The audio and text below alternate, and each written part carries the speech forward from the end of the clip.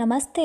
ಇವತ್ತು ನಾನು ಬೆಳಗಿನ ನಾಷ್ಟಕ್ಕೆ ಏನು ರೆಡಿ ಮಾಡತ್ತನಪ್ಪ ಅಂತಂದ್ರೆ ಒಂದು ಹೆಲ್ದಿಯಾಗಿರೋ ಸಲಾಡನ್ನು ಮಾಡಬೇಕಂತ ಪ್ರಿಪೇರ್ ಮಾಡತ್ತದ್ನಿ.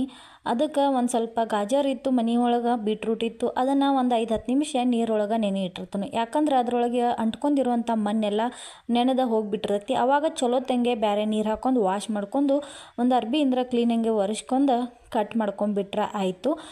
ಆಮೇಲೆ ಏನಪ್ಪ ಅಂತಂದ್ರೆ ಡಯಟ್ ಮಾಡೋರು, ಫಿಟ್ ಆಗಿರೋರು, ಹೆಲ್ದಿ ಆಗಿರೋರು ಇದನ್ನೆಲ್ಲ ಫಾಲೋ ಮಾಡ್ತಿರ್ತಾರೆ. ಮಾಡಬೇಕು, ಭಾಳನೇ ಚಲೋ. ದೊಡ್ಡವ್ರು ಆದ್ರೂ ಅಷ್ಟೇ, ಮಕ್ಕಳನ್ನ ಆದ್ರೂ ಅಷ್ಟೇ.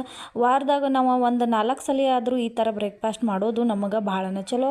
ಬಿಸಿ ಹಾಲಿಗೆ ಸ್ವಲ್ಪ ಬೆಲ್ಲದ ಹಚ್ಚ ಹಾಕಿಬಿಟ್ಟು ಒಂದು ಸ್ವಲ್ಪ ಶೇಂಗಾನ, ಹಸಿ ಶೇಂಗಾ ಸಿಗಂಗಿಲ್ಲ, ಇರೋ ಶೇಂಗಾನ ಕುಕ್ಕರ್ಗೆ 1-2 ವಿಜಿಲ್ ಹಾಕಿಸ್ಬಿಟ್ಟಿದ್ನಿ. ಉಪ್ಪು ಹಾಕಿಬಿಟ್ಟು ಒಂಚೂರು ಚಾಟ್ ಮಸಾಲ ಹಾಕಿಬಿಟ್ನಿ. ಎಲ್ಲ ಸಲಾಡ್ ಮೇಲೆ ಚಾಟ್ ಮಸಾಲ ಹಾಕೀನಿ.